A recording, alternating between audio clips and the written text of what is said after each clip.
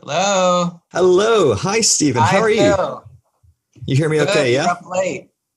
I am up late. Yeah, that's the way when you work with people in America and you live in the UK. It is the way of my life is often up to 3 a.m. sometimes, and Oh, I get I get to sleep in. So I hope you're a natural night owl.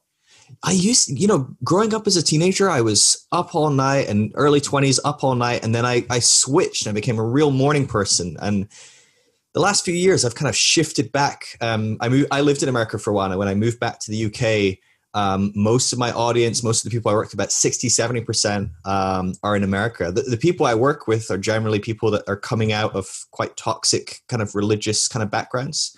And Oh, so really? they're Oh, that's interesting. trying to discover new opportunities. Most of them don't want to lose their spirituality. Yes. They most probably from very Christian backgrounds, either quite evangelical, charismatic, maybe some kind of more what would be deemed kind of cultish. But most of them go, we still love the idea of this spirit that we've been kind of trying to engage with. We love the Bible, maybe we love Jesus, but there's a lot of stuff in there we're not liking. We don't maybe like our colonization, racism, maybe some homophobia, transphobia, but we're also not sure about this angry God who loves us, but also wants to burn people forever. And, lots of different things. So that they're wrestling with all these different things. And it's actually why when your publicist sent me a message, I was like, this is the perfect book, because for me, I love so much of your translations, different people that are trying to make Eastern religion and Eastern concepts more accessible to Western people. Because there is a divide there. There's a complication of crossing that bridge, but even more so for a lot of people that have grown up Christian, because they've been told that's evil and demonic or whatever it Oh, I might be, know.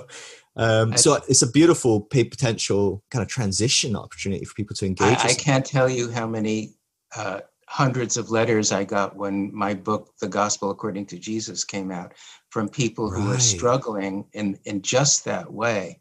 Mm. And so there it is. Well, I need to check that out because I haven't come across that one, and so I need to Oh, have a look well, at it because it sounds like it might be really helpful. you might find it really interesting. Yeah. Wow. Awesome. Stephen, before we kind of kick off, we probably are recording anyway, but I'm very, very relaxed. But how much time do you have? Because I want to make sure that we kind of Oh, don't as much go as you beyond any need. constraints. Okay. Well, we'll just see how the As, conversation goes and feels, but yeah, I don't want to, yeah. eat up your whole day of, I'm yeah, comfortable with 2 hours, and perfect. uh, it shouldn't go Sure. We'll much we'll longer see than how that. we'll see how we go. I'm a Yeah, chatter, so yeah. I leave it I've to known you. to keep people talking, but I'll try and get you done by 2, so you've still got an evening. Good, good. um, Awesome. Well, could you tell me a bit about your background? Because I've read some of your translations, and I'm aware that you do a lot of work with kind of translating different ancient myths, spiritual writings, things like that. Did you grow up kind of in a spiritual home? What's your kind of background No, personally? no, not at all. Hmm. A very liberal, Reform Jewish household. Oh, wow. Okay. Yes, my father was a doctor. He wasn't at all religious. Hmm. We had the usual superficial uh, Jewish cultural upbringing, but I didn't get interested in what I finally came to be doing. The first step that I took in that direction was when my girlfriend broke up with me when I was 22 years old, my first girlfriend. Yeah. And um, I found myself being magnetically attracted to the book of Job because in Hmm. all of the Western tradition, I knew nothing about Taoism or Buddhism or anything else besides Judaism and Christianity at that point. Hmm. The book of Job seemed to me the most profound place in Western culture that dealt with the problem of human suffering. And Hmm. I read it over and over in the King James Version because it seemed to me that at the end of the book of Job, from the section that's usually called The Voice from the Whirlwind, there was a most profound experience that the poet who wrote that had. And it Hmm. was a truly hair-raising answer. And I felt that if I could somehow understand what that poet had seen, that I would be able to deal with the pain in my own heart. So Wow. it led me on a really intense path to that led to learning Hebrew. My own Hebrew is very minimal, bar mitzvah, the usual, practically nothing, and it had all dissipated by the time I was 22. So I learned Hebrew, and learning Hebrew by reading the Book of Job is like learning English by reading Finnegan's Wake, because the Hebrew of Job is very strange. Let's say it's Right. it's bizarre. So so I learned it. I learned Hebrew in order to get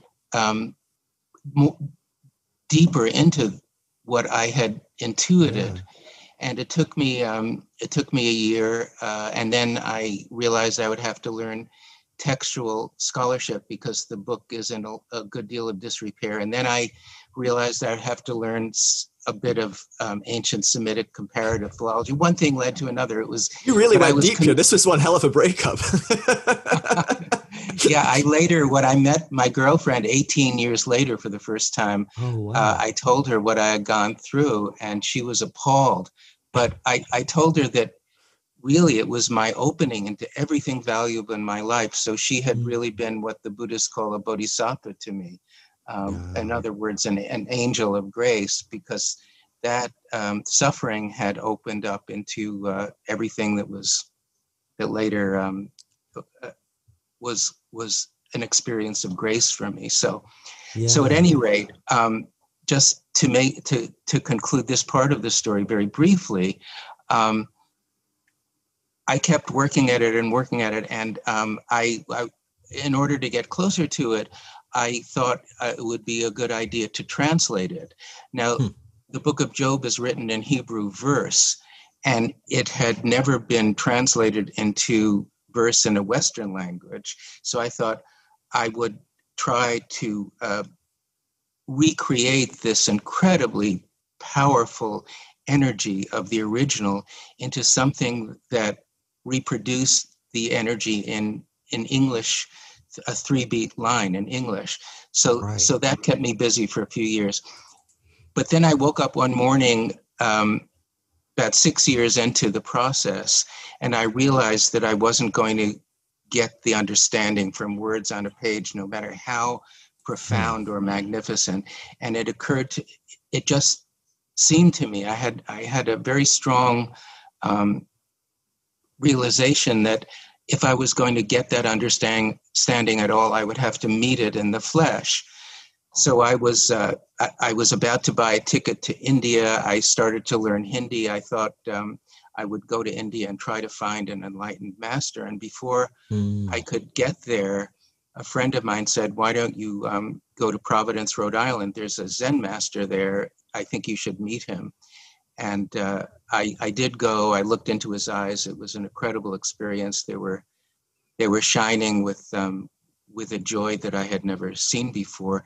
And I stayed with him and practiced very rigorously with him for many years. And then I had my experience when I found myself at the center of Job's whirlwind, and everything became clear, the cause of human suffering and the way out. And then the rest of my Zen practice for several decades was a question of refining that realization and working through whatever personal unclarities and stuck points I could find, and so that's what my girlfriend's breakup led to. That's the brief version. What a grace. It's amazing to me. I get the privilege of talking to so many people and about their journeys and their and so many aren't in as contented places as you seem to be. They're still in the middle of figuring it out and feel quite in the maybe pre-whirlwinds or maybe mid-whirlwinds. I don't know. But it feels that very few people have these journeys without some good suffering to begin with. Even in the book that you just bringing out, there's this book about Joseph and his path and way of learning forgiveness. And, it all starts with him suffering, right? Yeah, and the one thing I love about the original story, the book, my book, The Way of Forgiveness, is an amplification and an expansion, an imaginative expansion of the Joseph story from Genesis. But the original story has all the elements that I've expanded on. And so the element that I found in it that seemed to me the key to the whole story was his experience in the pit when his brother, I don't know if your viewers or listeners are all that most will be familiar probably with fairly familiar. Many of them are. Yeah. And in case they've forgotten, Joseph, just to sketch out the story a little bit, Joseph grows up as a very beautiful and very intelligent young man, and the apple of his father Jacob's eye, and he's also a spoiled brat, and is arrogant and entitled, you name it, and his brothers quite rightly come to hate his guts, and so eventually they, after his father buys him the coat of many colors and he parades it around, he makes himself even more impossible, and they conspire to kill him, and then they decide not to kill him but to throw him in a pit and eventually sell him into slavery. So it seemed to me that whatever experience he must have had in the pit was the experience that allowed him to come out into a state of realization, which allowed him to have the amazing success that he had in Egypt, and to reach the kind of spiritual maturity that resulted in his total forgiveness of his brother for their murderous hatred. So that's what I've expanded on in the beginning of the book, and opened it up for readers to show them what kind of process it is to go through suffering and experience it eventually as the key to understanding, and hence to humility, and hence to grace, and hence to a state of great happiness. So that's the fulcrum of the book, you could say. Yeah, I mean, so, it's huge. So suffering is in almost all the stories of the great spiritual masters is the beginning. There are very few that are the exceptions. Like one of my favorite 20th century spiritual masters is a Hindu sage named Ramana Maharshi, and he didn't have to go through that. He, for those of your viewers who aren't familiar, when he was 16 years old, a schoolboy, he had a sudden fear of death, and he lay down on the floor and experienced what would death be. He experienced his body as a corpse, and he connected with you. Yeah. In your terms, or in our terms, God. And ever after that, he was in a state of absolute bliss, and his understanding, his realization at the age of 16 was exactly the same as it was at the age of 76. It was all there. All the wisdom of the ages was there in the heart and mind of that 16-year-old schoolboy. But that's a great exception. You almost never hear of stories like that. Suffering is almost always a necessary precondition. Yeah. And man, I just actually read that story for the first time just 2 days ago, I think it was, maybe 3 days ago. So that's really funny. Because I'd heard of him, but hadn't really ever looked into it. I was like, oh, wow. I think it was through Mirabai Bush, maybe Ram Dass, one of the two. It could well be, yeah. But yeah, that fascinates me. It actually sparks something in my head, and it's not really to do with your book, but I'm just like, I've got an amazing sage, wise person here. I'd love for your input, because something that a lot of my viewers go through is obviously brought up in, generally speaking, very intense Christian backgrounds, where generally speaking, there's a God in the background with a big stick, and if you screw up, you're going to the bad place, and it's a long, long time. It's eternity. It's hot. It's not fun, and it doesn't stop. It's the bad father image. Yeah. It's a really scary. It's a father that's not very in line with his son, who apparently are the same person, a schizophrenic person. But what's interesting about that is I work with people that, some people say to me, Phil, I've not believed in that God, in that concept of God. And I don't even believe in hell. I've not believed in that concept of hell for decades. I believe in a hell that is very real in this world that we walk through, but I don't believe we're going somewhere to be burned or anything. And yet I still have terrors. I'll wake up in the night from nightmares about going to hell, or I'll try to go to sleep and I'll suddenly have these thoughts of like, what if I'm wrong though? What if there is a hell? What if, and yeah. I think it's something that we all process on in different ways, in different journeys, and different, we all have our traumas to kind of do the work on and work through, to steal your wife's phrase. But, we got to go through those thoughts. But do you have maybe advice coming from maybe a more Eastern perspective on what people might do that might give them some tools to help process that stuff, coming to terms with these kind of concepts that they don't even believe, but still on some level are tormenting? That makes sense. On some level, people do believe them. Yeah. What they learn to believe as children, whatever they come to as adults, doesn't necessarily leave them. It's lurking in the background or below the surface of consciousness. So it's very hard to navigate beyond.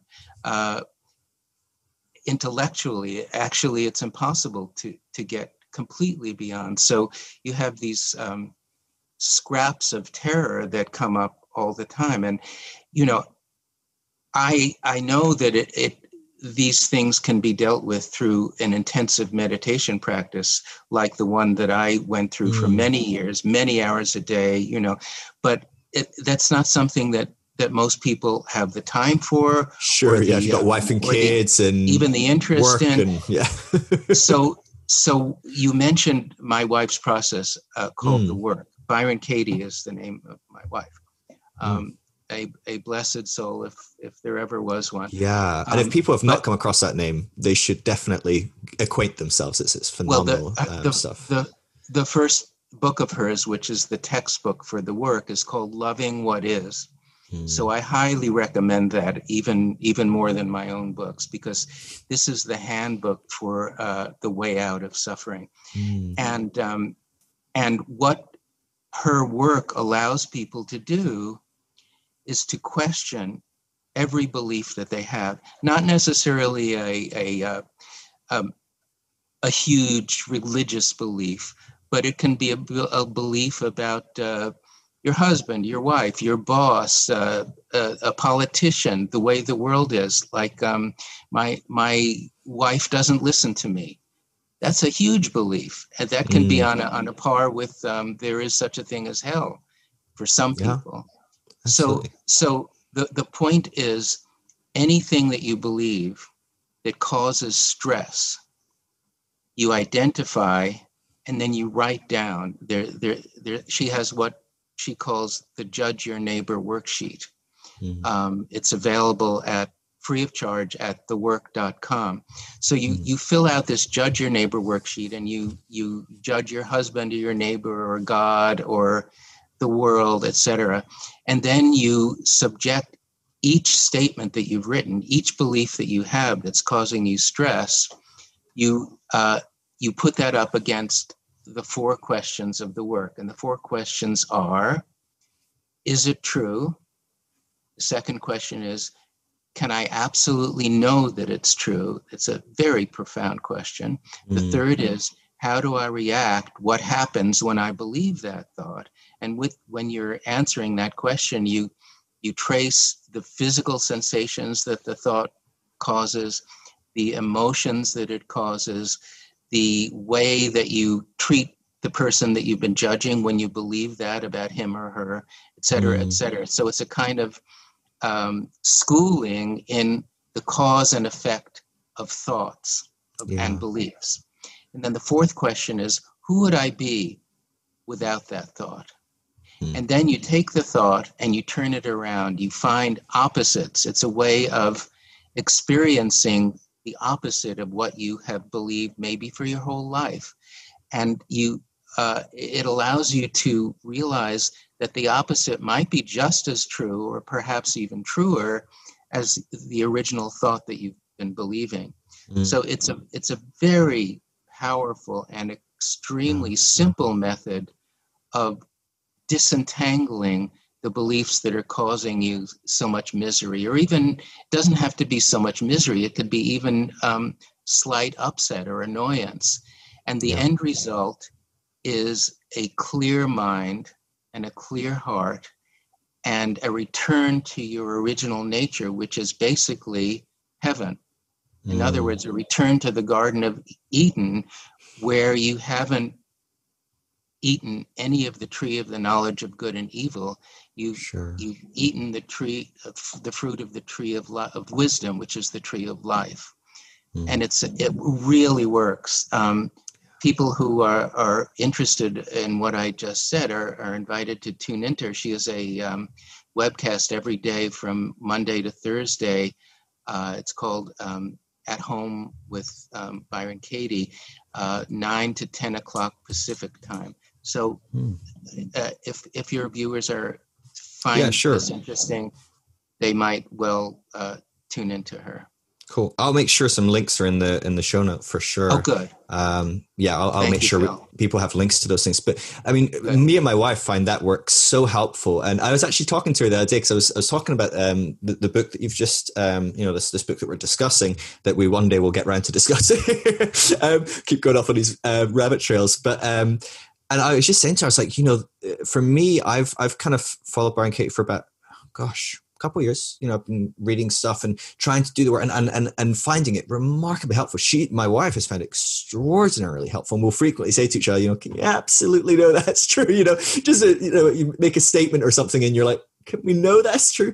And it's been so helpful for me at just really practically boiling down to the difference of, look, is this something that I am observing as just an observer, or am I judging this? Am I adding a whole story and a narrative behind this? And what I loved about the Joseph book, I was talking to my wife as I was reading it, I was like, this to me somehow in story narrative has done something about applying the work in me on a whole level that reading, I've read Mind at Home Itself. I've read I Need Them to Love Me. Is that really true? I think this one's called. Sorry, I'm not entirely sure. I've read Love and What Is. I Need Your Love. Is that true? That's the I Need Your Love. On relationships. True. Yeah. And I've read all three and I thought, these are great. I love it. I've applied it and it's definitely helped. But there was something really deep about engaging with it in, maybe it was the fact that I'm very familiar with this spiritual as part of my traditional path. I don't know what it is, but you can see Joseph going through this experience of learning to step back from his judgments and enter into a place of observance, kind of what you're talking about there. Stop eating that fruit of judging what's good and bad and start learning to live from that tree of life, the place of wisdom. It's such a powerful difference. It's a beautiful story. Tolstoy, who, in my opinion, is the greatest novelist who ever lived, called it the most beautiful story in the world. Wow. And he knew something about storytelling. But the reason I love it is that it puts the most spiritually mature character in the Bible, to my mind, at the center of it, and gives us a story where the beginning is in suffering and the end is in forgiveness, which is a beautiful storyline, and it allows the process and act of forgiveness to acquire flesh and blood. Forgiveness may seem a little abstract when you're reading about it in other places in the Bible, for example, but this shows you the how and the why of it, and gives you the experience of coming to the state of spiritual maturity and what it feels like to be able to forgive effortlessly. Yeah. So I love the original story, and I was fascinated with trying to make it even more detailed and richer for contemporary readers. It was Yeah. a wonderful experience working on it. Yeah.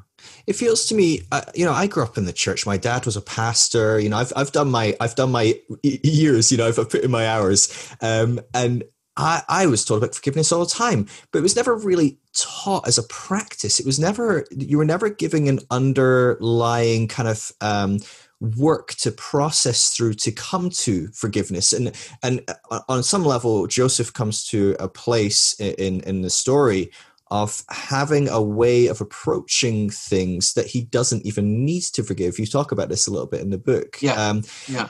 Could you talk to that? Because I think most Christians are taught readily, oh, you need to forgive. You need to forgive your wife for cheating on that guy and, just bring him back. Or that husband that beats you, oh, just forgive them. And, some really toxic things. And then some more lighthearted things of like, oh, you just need to forgive people because they, stole cookie out of the cookie jar. There's all these things, but there's never kind of a place of actually doing some heart transformation work. It's more of a kind of it's like telling the kids, forgive your brother for hitting you. And they say, I forgive you. And you're like, that kid has not forgiven anyone. No, it feels like that was my path of forgiveness within Christianity. No one really did that work of kind of, it's difficult, and a lot of people, when they read, for example, the saying of Jesus that you should forgive 70 times 7, it seems impossible. I mean, even forgiving 1 times 1 seems impossible, because the way it's talked about is from a position of spiritual superiority. Here I am, the great forgiver, forgiving you way down there, even though you may not deserve it. And the experience of forgiveness is not like that at all. What Joseph comes to is a realization that forgiveness really means seeing that there's nothing to forgive. Seeing that there's nothing to forgive because the person who committed the offense, the quote unquote offense, was completely believing a mistaken and untrue thought and couldn't help what he or she was doing. So it's what what Jesus supposedly said from the cross in one of the sayings that were put into his mouth by one of the evangelists, Father, forgive them, for they know not what they do. Whether or not he said that, I doubt that he did, but it's a beautiful saying because it includes the awareness that when somebody does something, they do it because they don't know any better. Even a murderer or a rapist is acting out of purely deluded, unconscious motives and can't help himself. My wife works with lifers at prisons, murderers and rapists, and all the time. And they turn out to be, some of them turn out to be spiritually hungry for any kind of light, and mortified at their earlier self who did something so dreadful, so Father, forgive them, for they know not what they do. So coming to that point of understanding that forgiveness means realizing that there's nothing to forgive is the end of a process. It's not something that you can learn right away. It's something that you come to naturally when your heart opens up to reality, or you could say opens up to God being another word for reality. So it is a process, and it can sometimes take many years, but it's not something that you can do by the willpower.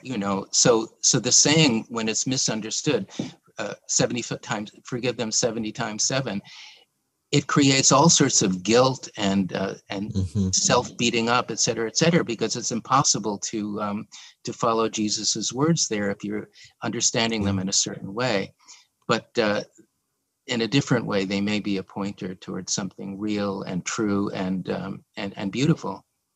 Yeah, no, that's really, yeah, that's fantastic. And I guess something else that I've observed over time as well, again, in my experience, a lot of the time, people's understanding of forgiveness kind of, when you've got that high standard of, 70 times 7, right? We struggle to give people second chances, maybe a third if you are like really lucky. But like, by the time you're getting 70 times 7, I mean, I don't get to that many chances with many people. It feels like when there isn't work done internally on whatever it is that needs to be done, to forgive someone on that very surface level opens us up to a lot of abuse and pain and suffering as well. Yeah. I see that again and again. It doesn't. The point is, it doesn't work. It's not possible. My wife. Here's a story about the work and forgiveness, and I think it could be very useful.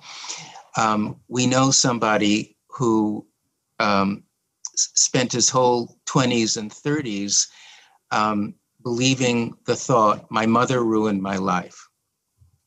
And it ruined his relationships, and it made his work life difficult, and made certainly his family relationships impossible. But he believed this thought. He never stopped to question it. It was reality for him. My mother ruined my life. And then he discovered Buddhism. And in Buddhism, there's a wonderful practice in some schools of Buddhism called loving kindness practice. And it consists of a meditation where you send loving kindness first to yourself, and then you send loving kindness to the people you love and your friends.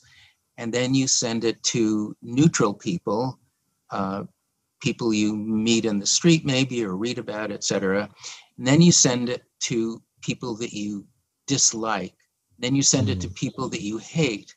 Then you send it to people like Hitler or politicians that you hate the guts of, President Trump, for example, for many people. And it really brings the heart to peace in many ways, and is a wonderful practice. So this man discovered that practice, and he started doing it, and the furthest circle was to his mother. So he was able, after many months of this practice, and after great resistance, because he really didn't want to do it, he just disliked her so much. And finally, he was able to send her loving kindness, and it worked, and it really changed his relationship with her up to a point. And then he discovered the work, and what he realized after doing the work for a while was he had been sending loving kindness to the woman who had ruined his life, which was not necessarily his mother. So he did a worksheet on his mother, and the first sentence was, "My mother, I'm angry at my mother because she ruined my life." And then he questioned, "My mother ruined my life. Is it true? And I absolutely know that it's true. How do I react when I believe that my mother ruined my life? Well, I can't stand her. I can't even talk to her on the phone." He followed out the cause and effect very meticulously. And who would I be if I didn't believe this thought? Well, I would be open to her. My heart would be open. I'd be a better son, etc. And then he tried to turn it around. My mother didn't ruin my life. And when you turn it around, the instructions are to find examples of how this might be as true as, or possibly even truer than, the original statement. He hit a wall. He could not find one example of how his mother didn't ruin his life. And he worked at it for hours, and then he worked at it for a few days. And finally, after 4 or 5 days, suddenly he remembered a birthday party that she had given to him when he was 6 years old. And it was a revelation. He had completely forgotten that, buried it in his subconscious.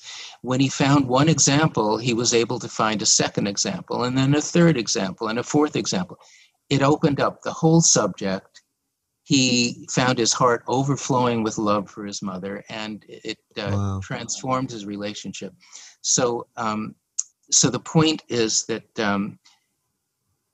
it can take some deep diving into questioning of very powerful beliefs that are equivalent to your whole identity. I mean, this guy thought he was the man whose mother ruined his life. That was his whole identity.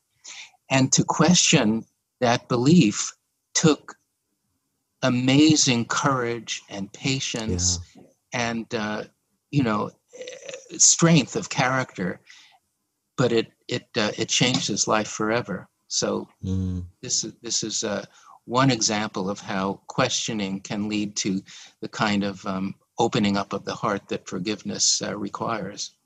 Yeah, no, that's a beautiful story, and isn't it? Yeah, I was so moved by that.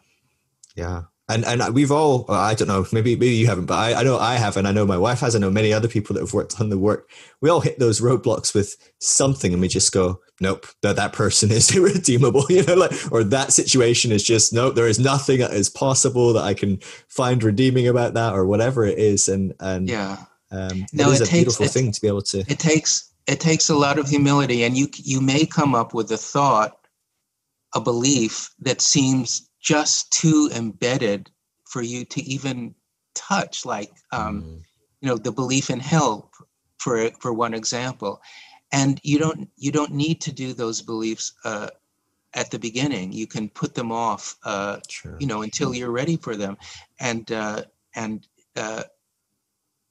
realize that when you work on what may seem like a trivial belief, my neighbor's a jerk, that may give you as much of a powerful realization as if you were working on God hates sinners, for example. Yeah. You can't know in advance. Even something that seems trivial may be the key to your happiness, for all you know. You just don't know. Yeah. And it feels, this is like a practice, right? And so it really is, doing a practice in the easiest, safest, most comfortable environment is usually the best way to start, right? And so if your whole life is falling around your mother, don't start there, work on the gardener or the neighbor, or, something small. And in that, I think there's something deep that happens where actually it becomes natural to then process it with bigger stuff anyway. Your first response is going, oh, I've done this work. I know how to immediately ask a question or challenge it, or what's really important is to make a commitment at some point to doing the practice daily. And it's like prayer. It's if you do it only in times of crisis, it may not work so well. But if you're doing it as a spiritual practice or meditation every day, sun come shine, comes some sun, come darkness, come anything, every single day, that's what allows you to find the treasure. So it's really important for people who are serious about freeing themselves from suffering to make a commitment to a daily practice. In my experience, that's true. Yeah. No, that's so true. And I guess something that I've found in myself is I'm trying to let go of my ego, let go of the Phil that is not the observer, but the judger, the participator, the moaner, the complainer, the stressed out, addict of my stories and my narrative. It feels that Phil, that ego trip, just doesn't like to forgive, but also really struggles to receive forgiveness as well. It feels that the ego is so wrapped up in these stories, if that makes sense. And yes, it sure does. You talk about, I can't remember where it was in the book, but you talked about the self that is beyond the conscious self. I don't remember what part of the book that was in. I just remember noting down. I remember noting down that, and I was like, that's a really interesting phrase almost. But it's obviously a concept that is near and dear to Buddhism, Taoism, quite a lot of the Eastern religions. Is this part of what it takes to engage with forgiving others and accepting forgiving, to kind of learn to kind of transcend that ego, or is that a helpful practice? I'm sure it's helpful, but is it a required practice to be able to kind of step No, beyond not that? at all. As a matter of fact, if you try to do it, Mhm. you won't succeed. Mainly because there's no such thing as the ego. So you're actually believing into existence something that doesn't exist. All that's necessary is to identify the thoughts that are causing stress one by one and question them. Nothing else is necessary. So it's like, it's like trying to follow Jesus when he says, "Don't judge, so that you won't be judged." He's the way I take that is that judging and being judged are part of the same continuum. But if you try not to judge, you'll never succeed, because that's what the mind does as its natural function. It's like, this is often said in Buddhism too, it's like the spleen producing bile. It's simply what it does. And you can't stop it. And the more you try, the more it will keep producing judgments. But if you take your judgments and identify them and then question them, they ease up by themselves. Katie often says, "I don't let go of my thoughts, I question them, then they let go of me." And there's nothing truer than that. It's a natural process, and it's effortless. So all you need to do is to question what you believe, and that truth, as Jesus says, will set you free. The truth of seeing, first of all, seeing your thoughts clearly when you write them down in black and white, identifying them, writing them down, you see them clearly, then you're able to see through them and to see how insubstantial they are when you go through the cause and effect, and when you see clearly who you would be if you didn't believe what you're believing, and then turn them around. So understanding is always the key to the process. Understanding the truth, and that's what sets you free.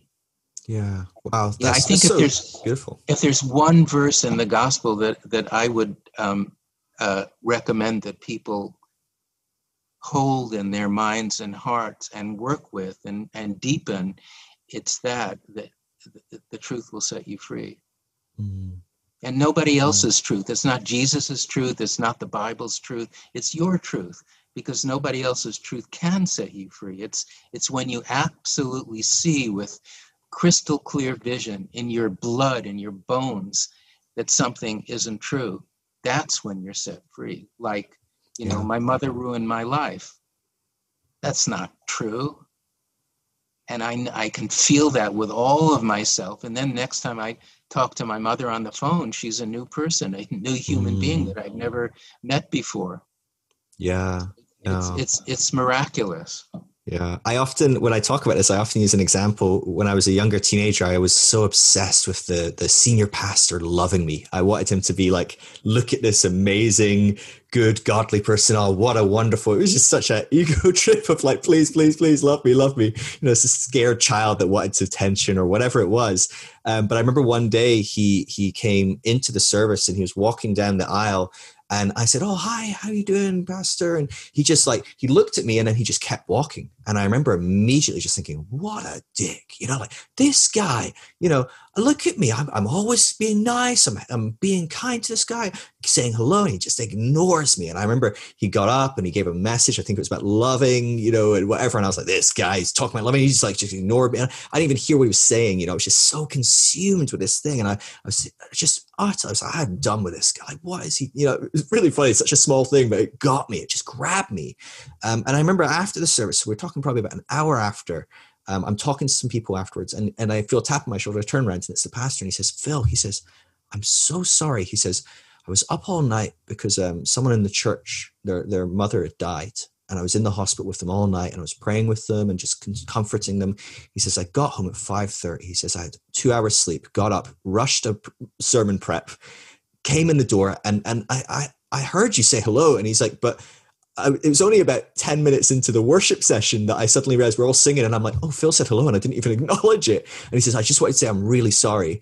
And it's one of my most pinnacle moments. It took me probably a decade later before I actually realized the dynamic of it and the reality of it. But in my experience of that and my judgment of that, created a whole world, a world where this pastor hated me and he secretly didn't even like me and he's just been putting up with me. And this pastor, and I'm like, I'm fighting all service. I hate him. Like, I'm done with him, And then just that change of him going, hey, here's what's actually going on. You could never have known this. So why did you assume anything?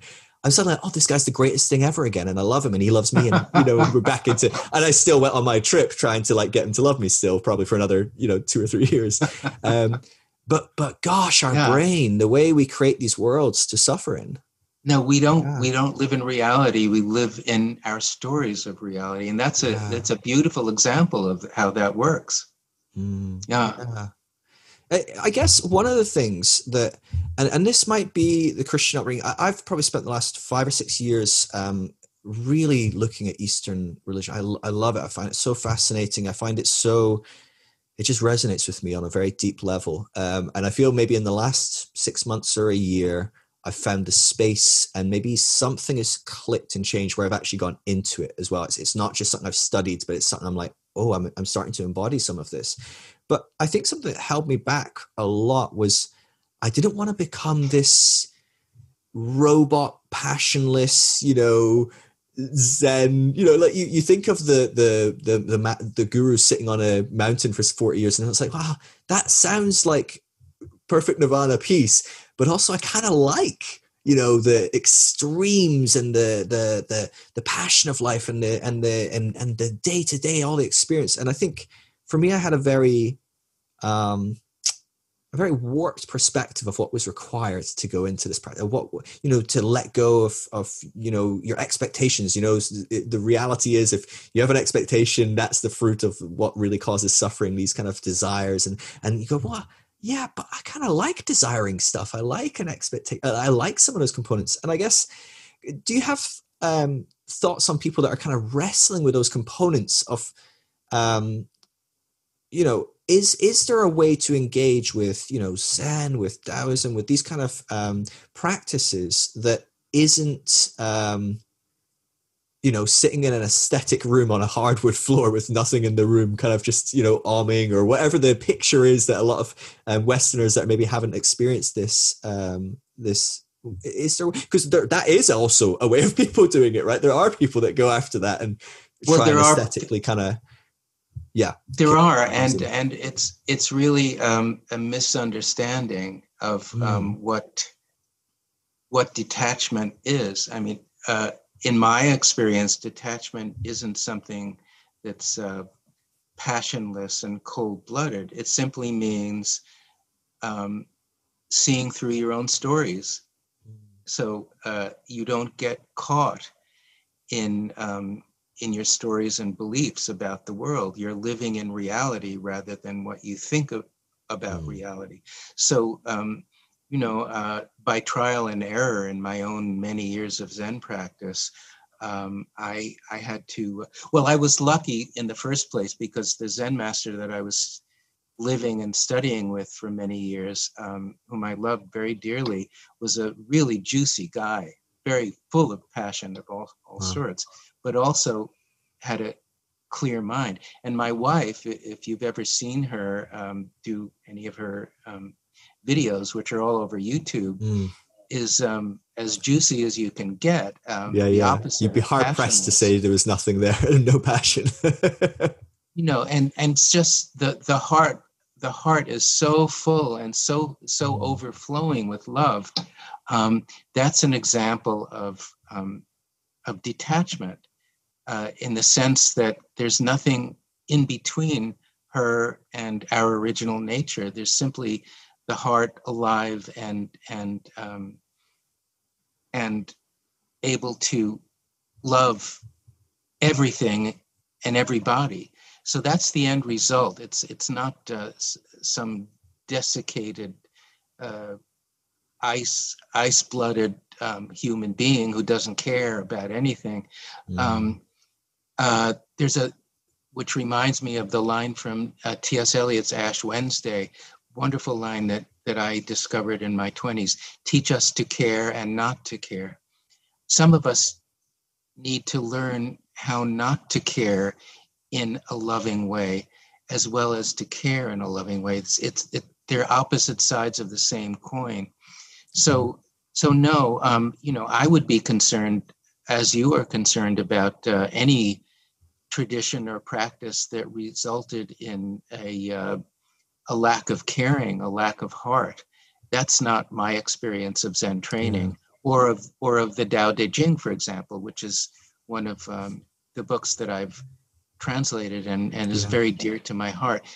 That's a book that portrays the fully mature human being who's able to be in a position of leadership and of universal caring, and full of the most life-giving passion, but not of passions that result in suffering. That's the difference. Yeah, no, that's beautiful. Desire really is, as the Buddhists say, as the Buddha said, is a key to it, because when you're desiring something from your small self, you're trying to shape reality in a certain direction, and it will never go in that direction. It's simply it's futile and it's useless. But if you're able to embody Jesus's prayer, not what I want, but what you want, that's the essence of it. Giving up your will into reality. What Katie says is, this I think is a great help. If you argue with reality, you lose, but only 100% of the time. So that's saying in different words what Jesus said. Not what I will, but what you will. You God, what you God will. In other words, what reality presents you with, whether it's a lot of money, a little money, health, sickness. This is in the marriage vows as well. Healthy children, or a child who dies, a wife who loves you, or a wife who leaves you for another man. All of that is God presenting you with what God wills. In other words, reality. And if you're able to love what is, whatever it is, however good or bad it seems to you at first, then you'll be a happy human being. Yeah, no, that's beautiful. And I've had glimpses of it in my day to day. It's the moments where you're meditating and you start to realize this isn't about, having a time where nothing happens for 20 minutes or 30 minutes. It's about the moment where everything that's happening is happening for the 20 or 30 minutes. You're there and you're present. Suddenly it's like a psychedelic trip or something, right? It's like you suddenly are like, maybe a low dosage, like you're like, whoa, colors are color. Like, that's incredible. You don't care about anything. You just care about the concept of a color. Is just amazing. Yeah. Like, so present in that one thing that you're not casting out of that. That's a really important kind of experience. When I was a young Zen student, young and hungry for the truth, I did a couple of 100-day solitary retreats, and those are not easy. But the instructions for the regimen was 20 hours of meditation a day, 4 hours sleep. So you have to go through a great deal of fatigue, as well as all sorts of psychological and psychic and spiritual upheavals. So it's not easy, but it was a very resulted in a great deal of powerful understanding. But my instructions from the Zen master for these retreats were, instructions that sometimes people are given at the beginning of their practice too, that whatever happens inside your consciousness, in other words, whatever the content of your consciousness is, you watch it come, you watch it go.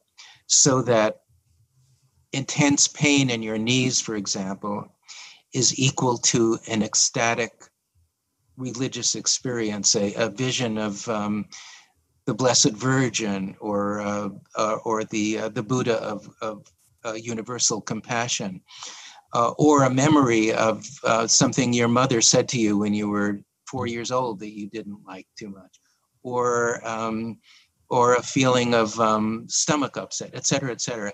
It's all mind stuff. One of these kinds of experiences no better than the other, and you treat them the same so that you don't get involved in the ecstasies, and you don't get involved in the pain or the unpleasant memories, or the stuck places in your where your ego is raging, et cetera, et cetera. It's all mind stuff, and that's a very useful kind of instruction.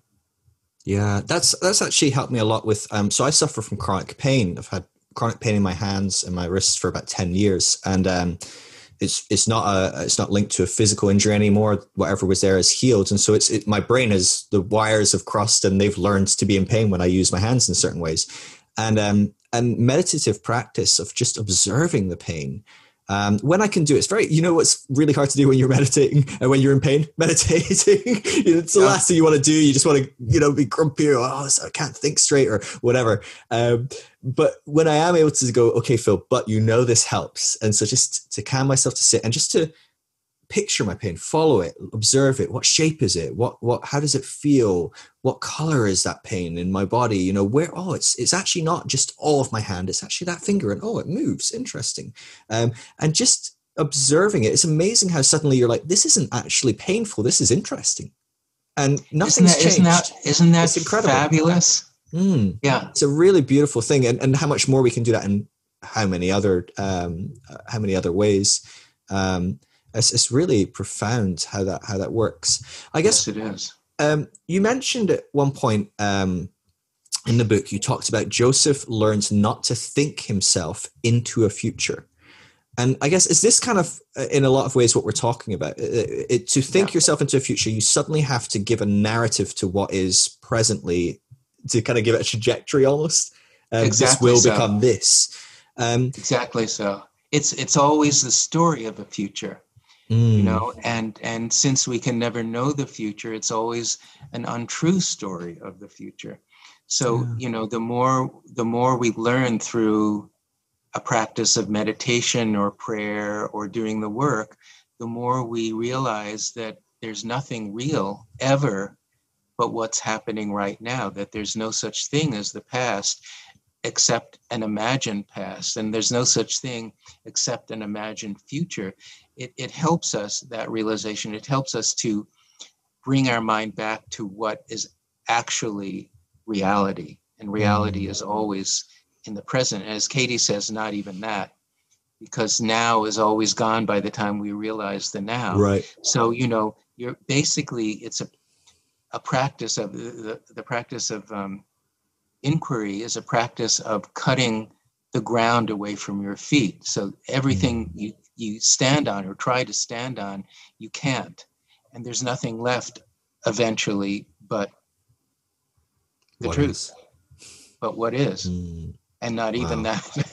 Yeah. So it's very useful. It isn't anymore.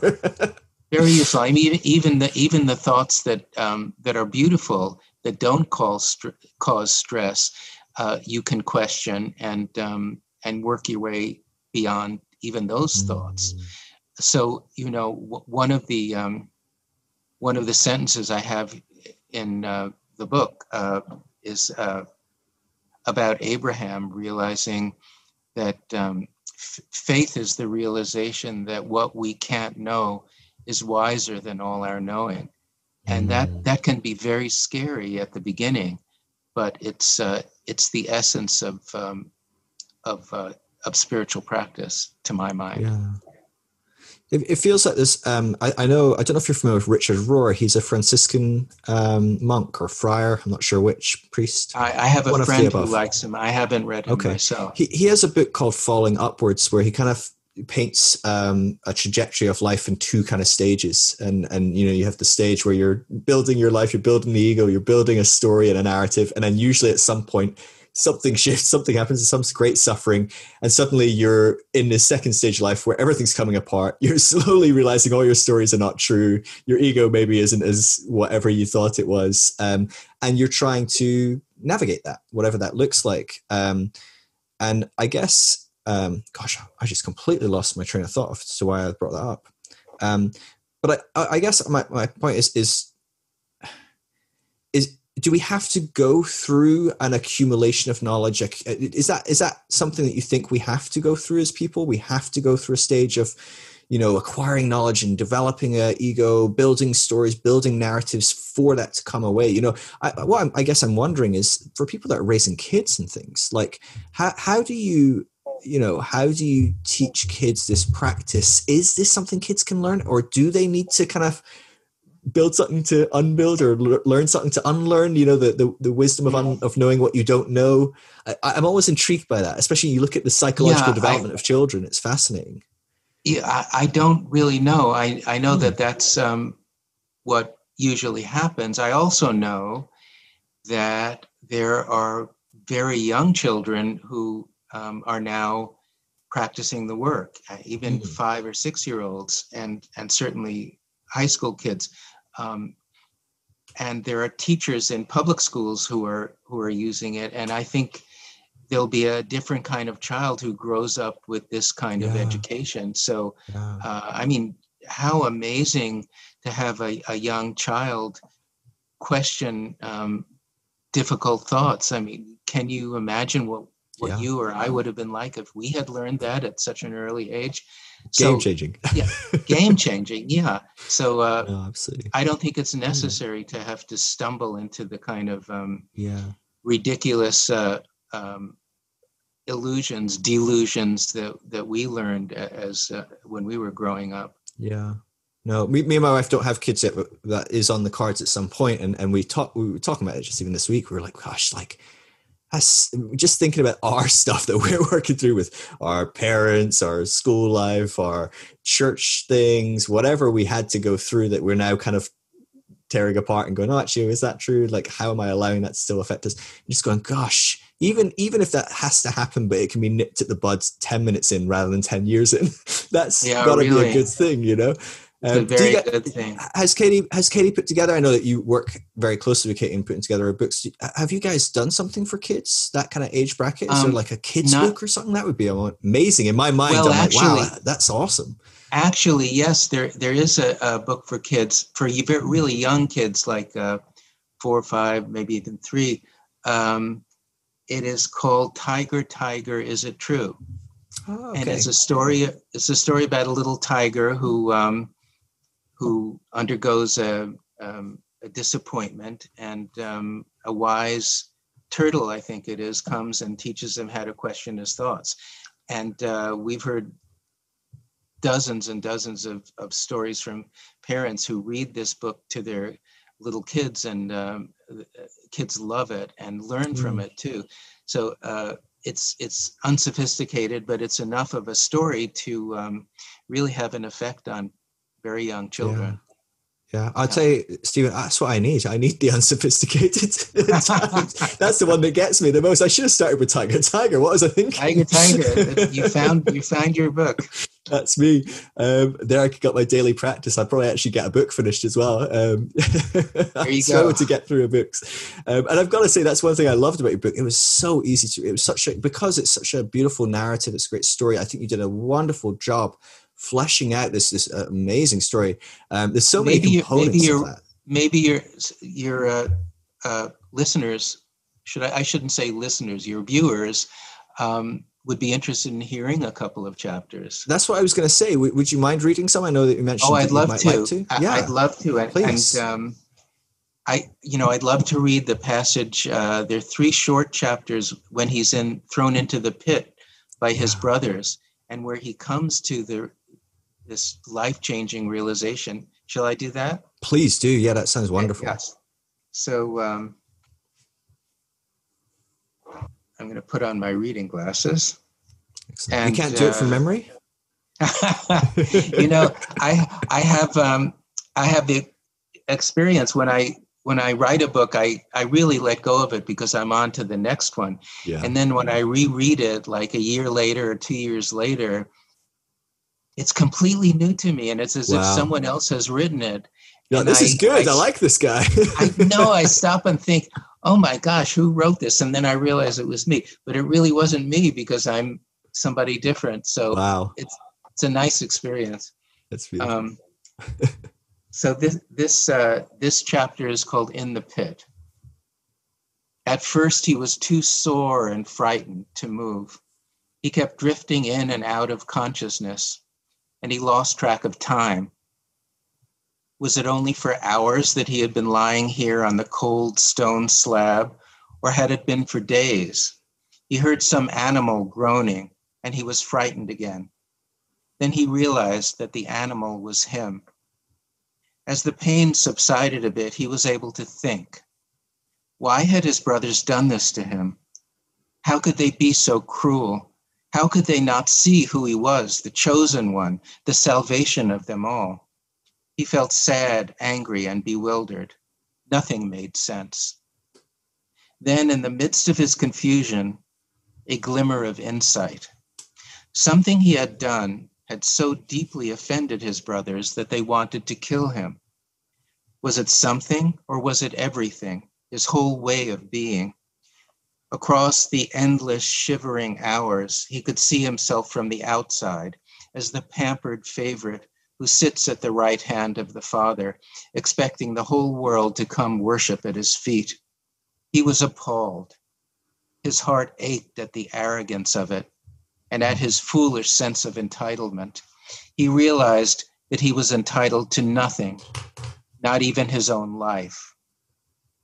Naked, chilled, bruised, blood-caked, terrified, stinking of urine and feces, he prayed not for forgiveness, but for a little understanding of how he had gotten himself into such an unholy mess. He prayed for a little humility, which if he ever emerged alive, he could follow through the night as a caravan follows the North Star. The next chapter is called Learning Humility. There are just 3 chapters that I'll be reading. That's great. The way up and the way down are one and the same, wrote an ancient philosopher. The stone cistern where Joseph lay was the womb of his transformation. He had to descend to the depths of himself and stay there in that inner darkness, without refuge, without hope. This was the only path that could lead him upward. Then he had to find his way through a world of paradox, where exile is homecoming, slavery is freedom, and not knowing is the ultimate wisdom. No one, of course, wants to suffer, and yet the fortunate among us manage to learn from our suffering what can be learned nowhere else. We become clearly, joyously aware of the cause of all suffering. Instead of sleep, the remembered pain drips into the heart, and an understanding dawns on us, even against our will, that there is a violent grace that shapes our ends. Humility follows as a natural result. We learn how to lose control. We discover that we never had it in the first place. Humility looks very ordinary. It's hello and goodbye. At first, it may seem like dying. What you were so proud of when you were flying high, you now recognize as selfish. It falls apart under scrutiny, and there is a profound change that takes place within you. There is no humiliation or shame in any of this. It's total surrender to what is. You discover that you have let go into an intelligence that is incomparably vaster than yours. And it's the gentlest, most comfortable feeling.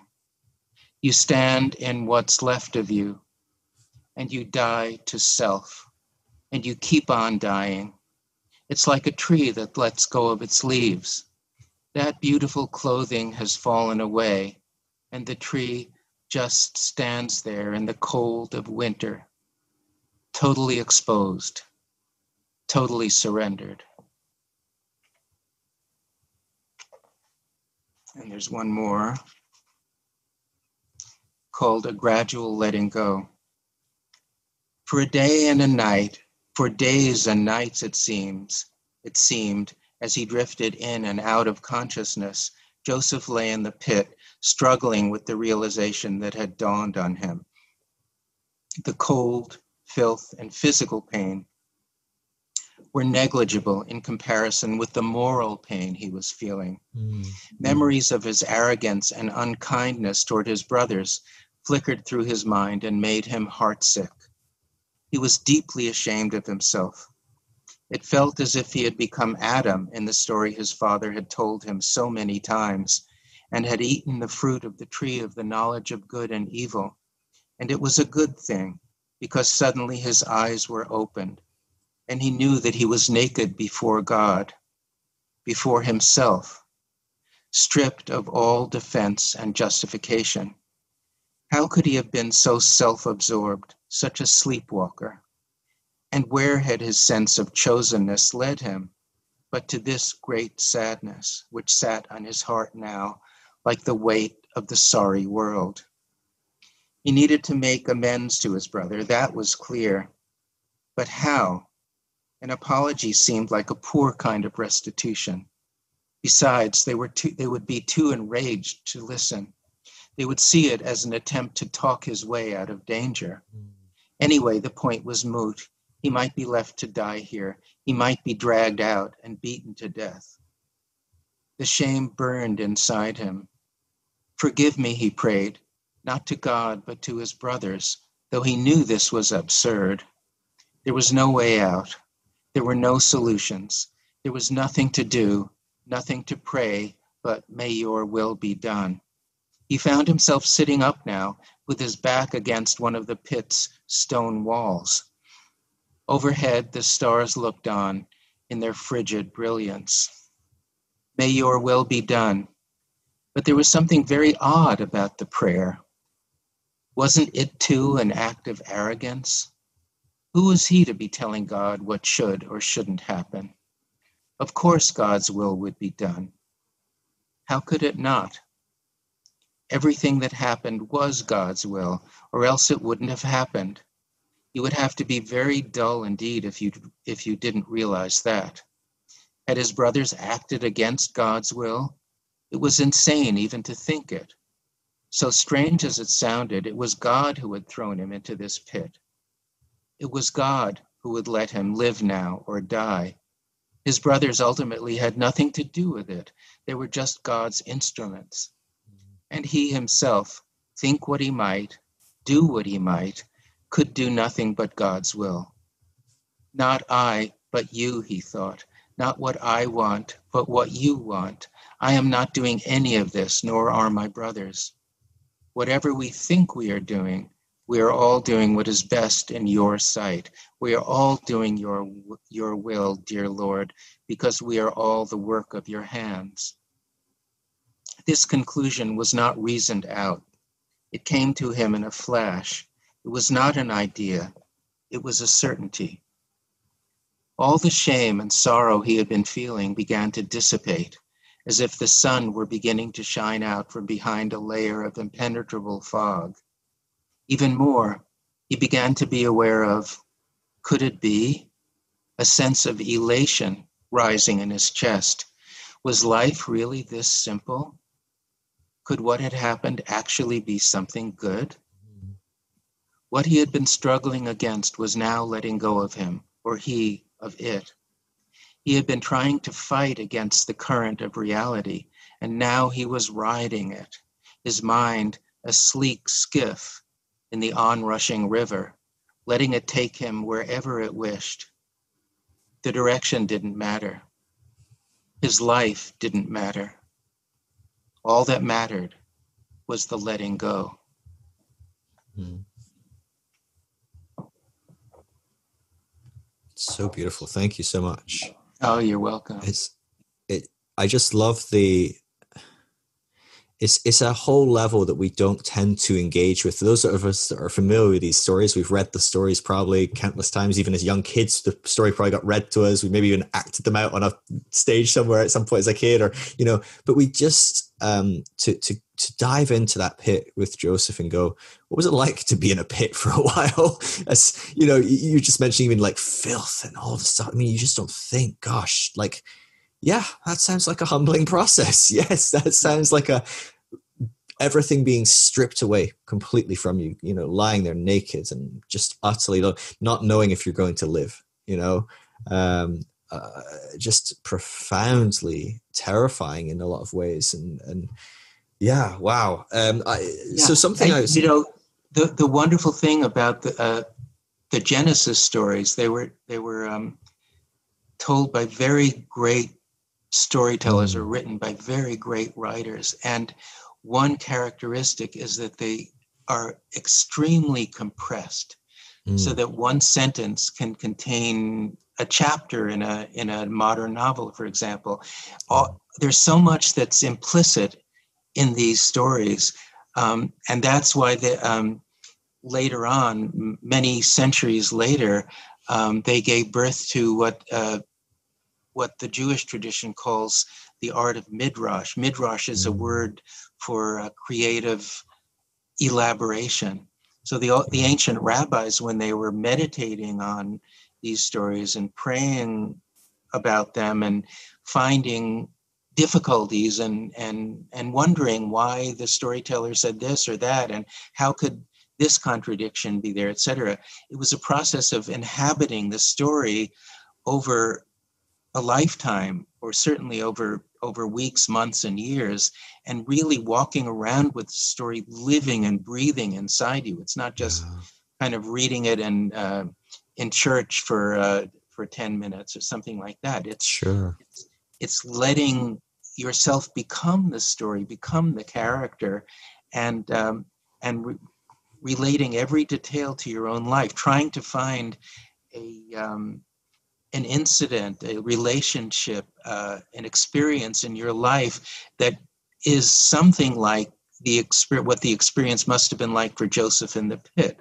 So that's what I did in preparation for, or in the process of writing these things. I could always find some place in my life, usually during my Zen practice, or as I got to know Katie, for example, who is my great teacher, where I could find a resonance to the great passages in the Joseph story. And if I've succeeded here, it's only because I was able to be totally personal and become Joseph, or have him become me. And if I've done my job, there's a resonance of authenticity about this, where I'm not reading it as at a distance, like seeing light come through a stained glass window at a distance, but getting to the place where the story, I've eaten the story, I've digested it, it's already in my stomach and intestines, not only my heart and brain, but all over in my body, and it's real in every part of my life. So I hope that that's what a reader will experience when they're reading these words. Well, certainly there were points in reading it that I found myself, I had a lovely day in the garden reading the second half. The first half I read in my bed with the lamp on while my wife slept, you know, trying to squeeze through. And I was like, I'm going to interview Stephen soon. I need to get reading this. And then the next day it was lovely and sunny. I took the afternoon off. I was like, I'll sit in the garden and read it. And I found myself sitting in the garden and I'm like, I'm tearing up. And I'm like, what is this? And just realizing, taking a step back and going, it's reading me. I'm reading, I can't remember which passage it was, which part it was, but it was something that Joseph was going through. And I was like, I've gone through that. That's me. And it's putting into words something that happened on a very deep level in me that I don't think I'd articulated before. I don't think I'd really kind of pulled out and opened up and gone, wow, what a profound, teacher that was to me. That moment of you call it violent grace. I know Ram Dass calls it fierce grace. These moments where you're like, wouldn't sign up for that, please no.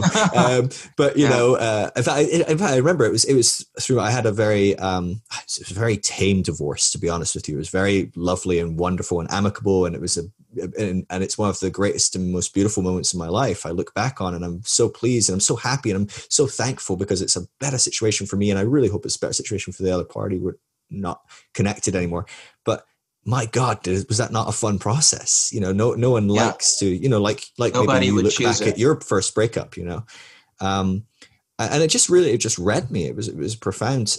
I guess what you mentioned, the process of midrash, and one of the things that I loved about the book is you injected these thoughts from midrash. You injected these little ideas from different rabbis that they've had as they go through the story. They're all imaginary rabbis. Oh, they I are. made them all up. That's amazing. Yeah. I love it. I didn't pick up on that at all. I was just like, oh, interesting. But one of them was so fascinating. And it's right after this chapter. Obviously, Joseph is very fortunately, his brothers kind of go, oh, maybe we won't kill him, and they send him off to Egypt with slavers. And there's this thought that I'm reading this thought that your imaginary rabbi has had. And I'm going, that's a bloody good thought. Why did I never think that? And this idea that Joseph is the favorite son of one of the most powerful people in the region, very wealthy, very, well-to-do, would probably do pretty much anything if someone showed up and said, hey, your son said to drop him off and we'd get a free, set of camels or, a bunch of money or whatever you would get. He'd probably be like, yes. And also I'm going to go whoop my other sons now. But there's this component of Joseph, he has this thing of going, well, yeah, I could tell these slave traders, hey, you'll get a finder's fee or whatever, but there is an acceptance in his fate. You mentioned it in the pit, this concept of, I just wrote it down because I couldn't remember, but like this idea of like this, it almost could seem almost fatalistic of like, well, it will be what it will be. God is doing what it will do. Can you talk to that a little bit? Because I guess on some level, I hear that on a surface level. And the first thing I think from my very scared ego child, whatever it is, I go, oh, I don't like that. I don't want to like not, have a control of my life or change things. And obviously Joseph does do those things as well at the same time. And so there's some component of that, of what I fear I hear. Maybe some of that I need to face, and maybe some of it I'm just hearing the wrong thing from my story, from my narrative, from my world framework. But can you talk to that kind of concept? Yes. To me, fatalism seems like there's a distance between you and reality, and it seems like not a happy state of mind. It's accepting what is. It's not loving what is. There's a really big difference between accepting what is. Accepting what is a wonderful thing, and it's a huge step forward from arguing with what is. But it's still not loving what is. And to my mind, loving what is, as Katie talks about it, is what trust in God means. Trust in God means, to me, always knowing in your flesh, in your bones, that whatever is happening is the best thing that could possibly be happening. And if you don't see that, it's only because there's a thought interposing itself between you and reality. So fatalism is kind of like gritting your teeth and holding on, and an idea that this is what should be happening, as opposed to loving God, loving what is, and trusting, knowing that it's always, reality is always the most beautiful thing given to you as a gift by an intelligence that is incomparably vaster than your own small intelligence. It's it's really the night and day difference in affect, in emotional resonance. I hope that makes it a little clearer. Yeah, well, I guess Yeah. I've felt both of those. I felt fatalistic, and I've also loved what is, right? So there's been seasons where I'm going, oh, I'm accepting what is. And like you said, I'm no longer a crazy person fighting with reality and suffering the consequences of that. But I might be quite a depressed person still. I might be quite bummed out by that. But I've also had the moments where I go, gosh, this is amazing. A practice that really helped me is Pete Holmes. I think you were on Pete Holmes. I don't know if it's come out yet, but recently. He mentioned it, and I'm excited about listening to it. But I love Pete so much. I mean, he's one of my favorite people. But he frames it in a beautiful way, where he talks about seeing life almost like your day is a TV show, and just see your life as a TV show, but like a day is like an episode. And you look at an episode and you go, if everything went the way you wanted it to go, and your kind of boring schedule played out, and it'd be a pretty crappy episode, right? No one want to watch that, right? You want to see what happens when, oh my gosh, his wife just got cancer. Now, I'm not wishing my wife gets cancer. I'm not wishing anyone's wife gets, but tell you what, it's a good episode. How's Phil going to cope with that? What's going to happen next? How are they going to grow? How are they going to change? How are they going to, whatever it is, I think there's something quite beautiful to, and that sort of concept, that sort of practice, being able to go, this is a good episode moment, rather than oh, well, it is what it is. It really allowed me to kind of go, yes, I can love this moment. I can go, this is exciting. This has potential. This is quite a beautiful moment in and of itself. This is affecting me in a unique way that no other thing could happen. What if this is even just changing the narrative? And I know that this is maybe one step from the ultimate goal, but changing narrative from, oh, this is the worst thing that ever happened, to what if this is the best thing that ever happened? I don't know. You know? That's excellent. Yeah, it's been really helpful. I guess, can I ask you, so something that's really interesting to me, and I know that you're probably working with my audience, maybe working with me a bit. I don't tend to need a framework of gods to kind of fill the world or whatever, but a lot of the audience are coming out of something where that is a very important concept to them, and yet they have got a lot of baggage with that. It's an old white guy with a beard, and he's X, Y, and Z, and so many things that are tied to their Christian background or whatever it is they're coming from. And you talked about God being reality. In the beginning of the book, the Joseph book, you talk about how God isn't even mentioned in this story, maybe a couple of times, kind of. And you talk about how anytime God becomes a character, he ceases to be God, in a sense. And I guess because you're mentioning God, because you're mentioning like God's will and accepting God's will and things like that, but I know that you're coming from a very different place of what you maybe mean when you say God. A lot of people are looking for new ways to approach God, very excited about possibilities. Could you kind of maybe go into that a bit and explain how you understand the divine? Sure. Looks like you talk about this intelligence, or for people who've been brought up in Christianity and in Judaism, for that matter, it's really interesting to take a look at the Hebrew word that's usually translated as the Lord.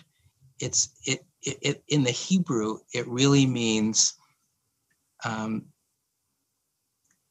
that which is, or it's not gendered. So you can say he, quote unquote, who is, or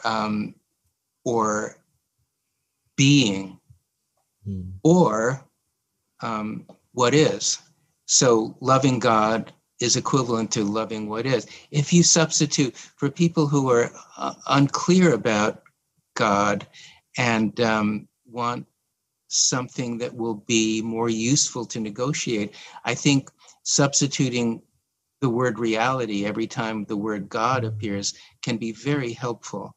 The other thing is that whenever this is something that can be helpful for people to realize too, whenever you have a concept about God or an image of God,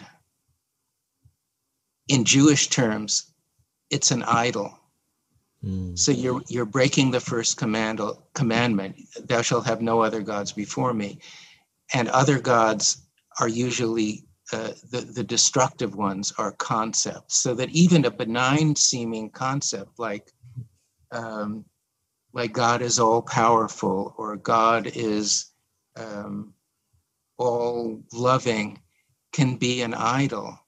I remember after one of the horrible shootings of school kids 5 or 6 years ago, Katie was listening to the TV and the Catholic priest came on who was devastated because even with all his theological education, he was struggling with the usual thought, how could a good God have let this happen?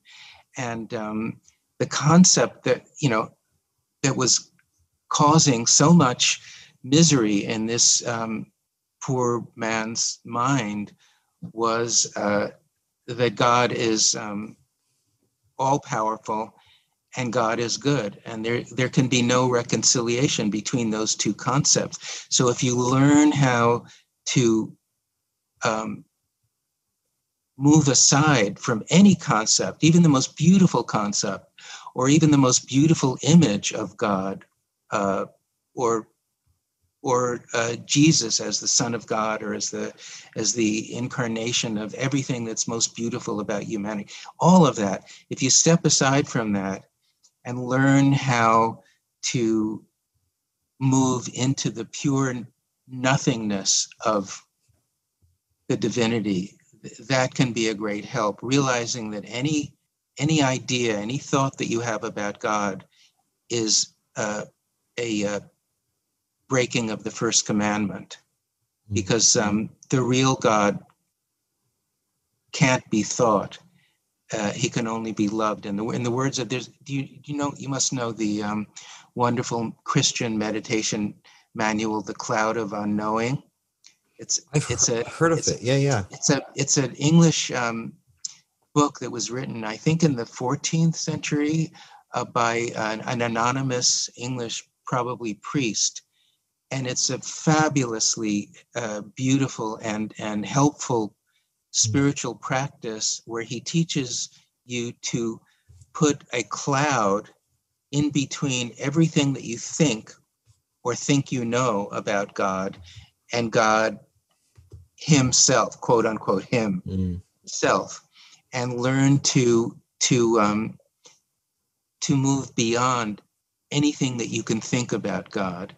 So there's an even more useful practice, I think, comes out of Katie's world to instead of God, you just substitute reality. And reality is something that we all know and can deal with. And we know when we're arguing with it because it results in stress and in clenched teeth and in depression and misery of 100,000 varieties. So it's very easy to understand the rule that applies here. Anytime you're not filled with joy, anytime you're not filled with love, it has to be because you're arguing with reality. And it's very easy to heal yourself of this by identifying the thought that's getting between you and God or reality and questioning it and moving through it. So that's what I would recommend. Yeah. I guess something that fascinates me, so you mentioned in passing that you kind of, there's some form of divine intelligence to it. There's something, whatever that means. I guess, what do you mean by that? Well, here's what I mean. When you are able to reach the kind of realization where the thoughts that are causing you stress let go of you, what you're left with is a world of beauty and a world where you see that, where you see the intelligence of everything that's happening to you, even if it's conventionally bad. Yeah. Katie almost dying in the hospital, which happened to me 3 or 4 years ago. Wow. You come to the same kind of experience that a great scientist like Einstein talked about, where he mentioned that the scientists experience of doing science, of coming to the kind of creative revelations of the theories that he discovered, is an experience of awe about the meticulous harmony of all the trillions of parts of the physical universe that can move with such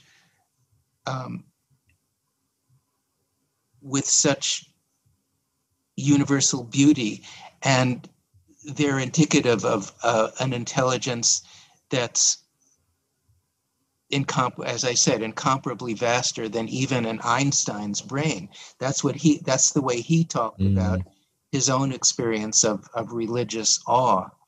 And when you can see that happening in your own life, you don't have to see it, universally. Actually, it's even more important to see it in your own life. When you can see that everything that's ever happened to you has produced the experiences that have allowed you to get to your present situation, even if it's not the happiest situation, but especially if it is the happiest situation, you can bless every point in your life. The way Joseph comes at the end of the book to understanding that the experience of being cast into the pit, or the experience of being accused of rape, as he is later on in Egypt, have all led him to the overwhelming fulfillment that he comes to in his maturity.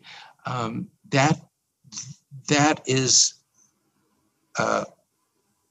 intelligence. That is seeing the intelligence resonating through your own life. And at that point, there's no way that you can have an enemy. There's no way that you can have anybody to forgive in your past, in your present. There's no way that you can actually have an experience of arguing with reality. It's all good. Katie sometimes says that when you see the world, when you see everything as God and everything as good, the way God in the book of Genesis on the sixth day of creation contemplates everything that he's created, everything in the world down to the smallest amoeba, and sees it as good, you can enter that sixth-day experience and be in the position of the Genesis God and see everything in your life as good and as leading to your own fulfillment. Then it's no longer necessary to inquire into your own thoughts. You're there. You're in a state of realization. It's beautiful. I mean, really, I know I've said everything's beautiful, but it really is. It's a beautiful way to see, and to experience. And so, that's profound, and it's really is beautiful. I appreciate you taking the time to expound those concepts and those ideas. And I have to honestly, I really loved your book. I think I read. I'm trying to think what I've read of yours, because I've read quite a few translations of different things. I think it was your Epic of Gilgamesh, and I've read your Tao Te Ching, and I just absolutely love your work.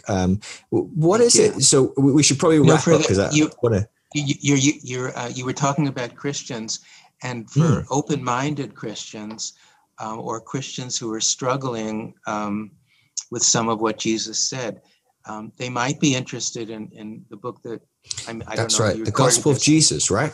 The Gospel according to Jesus, which is my own experience of what is genuine in the traditional Gospels, and it's a portrait of a being that I love very deeply, and it may be helpful to some people who are struggling. That sounds amazing. I'll definitely include that if people are listening, or if they're watching. There'll be links below and stuff. How did you go about that? Is that something you did study into the historicity of the historical Jesus and framing that, or is it much more informed by how do I look at Jesus through a lens of my personal kind of Zen background and frame it that way? Like both? Okay. Both. I fell in love with Jesus as a little 9-year-old Jewish kid in a Christian school, listening to our headmaster read from the Gospels every Tuesday. And so that was an experience that was very powerful for me, but also very confusing, because there were things that I didn't understand and things that I came to really dislike, as well as loving some of what I was hearing. And so when I after I published my Tao Te Ching, the next step seemed to me to what was given to me was to go into a couple of years study of the Gospels with the desire to separate what I considered to be the verses and the stories that genuinely came from the historical Jesus, from the layers that were added by the early church and the compilation of the Gospels over the next 40 years after he died. So it's both using scholarly criteria and also using the insights that I had from my own Zen practice and my knowledge of Buddhism and Taoism and Hinduism and Judaism, because I could put my finger on parallel passages that would illuminate what Jesus said and make them more transparent and more available for people who wanted to understand them. So both of those were necessary. That's beautiful. I mean, the thing I hear again and again as people come out of these kind of more institutional concepts of religion is, I love the person of Jesus. I love the teaching of Jesus. They may even feel they have a relationship with the person of Jesus. That's how they conceptualize the divine. But I just can't, I don't know how to bring him with me as I leave so much of that baggage. And so that sounds amazing. Have you read Christopher Moore's Lamb? Have you ever come across that? It's a wonderfully funny book. He's a great writer. He's a novelist, and he writes a book about Jesus Christ growing up according to his best friend Biff. And basically, but what's interesting is it covers basically his early years, and Biff becomes his best friend, and then he feels that God's calling him to do something. He doesn't know what to do. So they go exploring and go traveling, and they meet with all these different people on their travels, and they meet with, Hindus and Buddhists and things like that. And then as they come back, it shows how Jesus is going on this journey of, he's trying to get his Judaism, but connect it to this father that he's connecting to, going to something more beautiful, more embodied, more whatever it might be, and he learns some things from these different practices, and some he's going, not so big a fan of that, but I love this, but what it opened me up when I read it maybe about 10 years ago now. I first read it and I was like, wow, there is so much similarity in this. There really is. And you could imagine, I'm not sure if Jesus traveled over to China or India or any of these places. Who knows? I know some people say that might be the case, but I think it's more likely he was just in a trade route, like somewhere that Sepphoris probably had quite a few people coming through it. But you could see these amazing and beautiful overlaps that I mean, it's so impossible to say that we're not all different fingers pointing at the same moon, like there's something in all of that. And so that's one of the things I loved about your book, the Way of Forgiveness with Joseph. I mean, just beautifully interwoven. Suddenly I'm like, whoa, I just read a passage from the Tao. Oh gosh, that's from the Buddha. Or and I'm just like, I love that. I just love it, because of course that's applicable. Of course that's a way that we should be opening ourselves up, because every finger that points at the moon from a different angle has something fresh and beautiful to say. It's the same moon. We don't need to get fighting over whose moon. I know we like to do that at times, but thank you, Phil. It's just so beautiful, so beautiful, and I really appreciate it. You're probably my ideal reader, so thank you. I'm very happy to hear you react that way. No, wonderful. I'm really looking forward to it. I'm gonna go straight out now before I go to bed, because it's probably coming up for 2 now. Before I go to bed, I'm gonna get an Amazon order in for your the Gospel According to Jesus as well, because I'm just like, I'm excited by the idea. But no, thank you for what you're doing, because I think it's really important work. It really is. And so you're very welcome. If people want to connect with you, follow you, are you on social media? Is your books, your website? What's the best way to kind of track with Stephen? Well, there is forward? no, because I'm so ancient that social media is not something I do. I just write living books. My dream. but I can tell you that they can connect with Bryon Katie. Okay, yeah. She's on social media, and that's even better than connecting with me. So, and then if I can mention again, Loving What Is, people who want inquiry as a spiritual practice, that's the textbook, Loving What Is. Cool.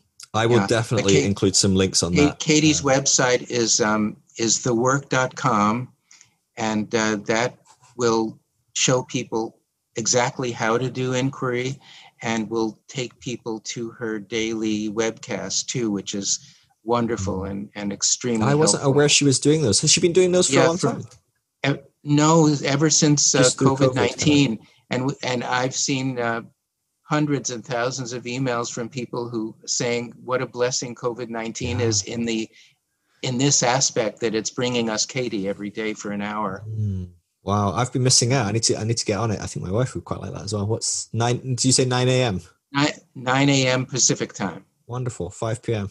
when I finish work, I'll Good. fun. Well, my regards to your wife. I hope she hope she gets a lot out of it.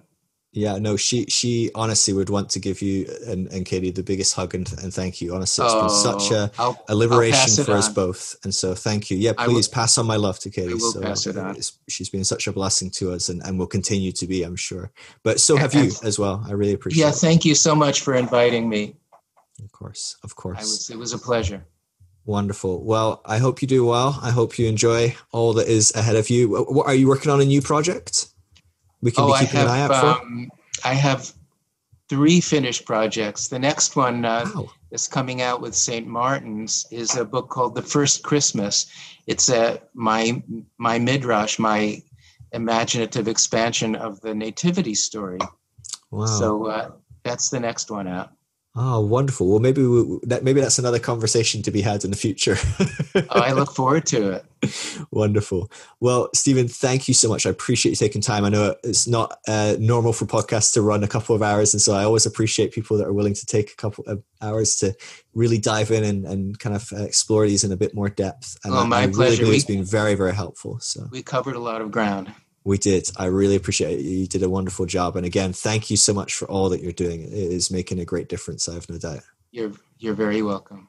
All right. Love you, my friend. Thank you so much. Bye-bye. Take care. Right. Bye.